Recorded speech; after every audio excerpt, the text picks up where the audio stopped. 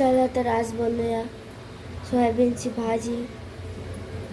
पाण्यात चांगले गरम पाण्यात स्वच्छ धुवून घेतलेले आहेत सोयाबीन. आता आपण तेलात त्याला फ्राय करणार आहोत.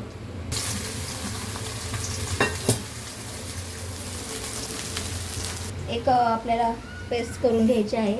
आलं, लसूण, कोथिंबीर आणि दोन टोमॅटो.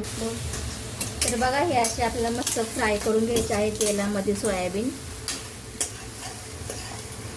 असे चांगले मस्त तेल पाणी त्यातलं शोषून घ्यायपर्यंत, ऑब्झर्व होईपर्यंत. आणि थोडीशी आपण त्यात आलं लसूणची पेस्ट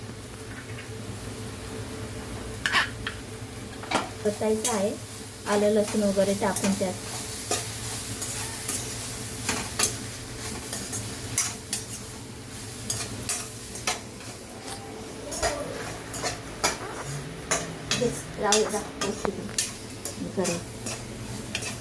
नंतर काय हे कायच्या तेलात.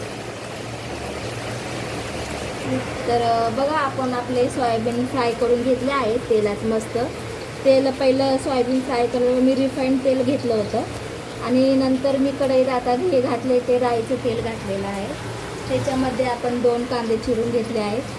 ते आपण तेलात एकदम गोल्डन कलर येऊपर्यंत फ्राय करून घ्यायचा आहे चांगला कांदा. मग छान मस्त कलर आणि टेक्स्चर पण येईल.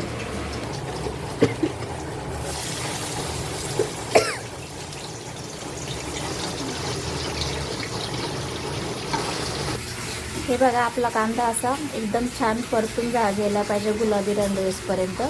मग आपण घालणार आहोत टोमॅटो, आलं लसूण ही आणि कोथिंबीरची ही पेस्ट. ही पण छान एकदम परतून घ्यायची आहे आपल्याला. हे बघा, आपली पेस्ट आणि कांदा असं छान मस्त तेल सुटेपर्यंत आपण परतून घेतलेला आहोत. आता आपण याच्यात टाकणार आहोत बेसिक मसाले आपले घरगुती.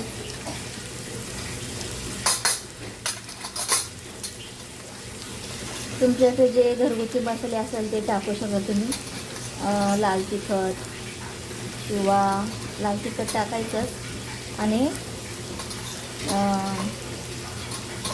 किचन किंग किंवा चिकनचा किंवा मटन मसाला कुठले पण तुम्ही टाकू शकता.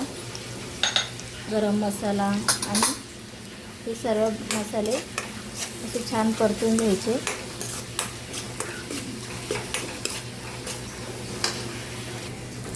आणि धना पावडर टाकायची आपल्याला 1 चमचा. आणि आपण 2 चमचे दही घातलेलं आहे ह्याच्यात. ते छान मस्त व्यवस्थित मिक्स करून घ्यायचे दही.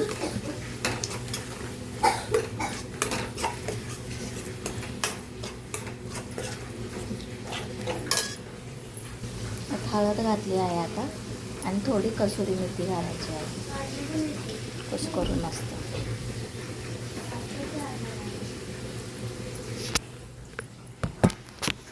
हे आपले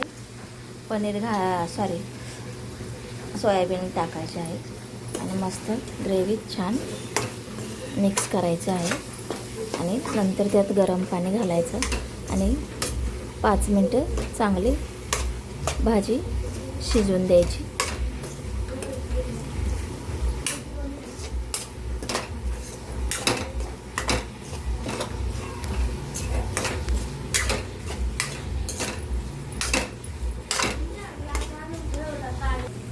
आणि मीठ घालूया चवीनुसार. मी अगोदर पण मीठ थोडं थोडं घातलेलं आहे, आता थोडंसं घातलं आहे.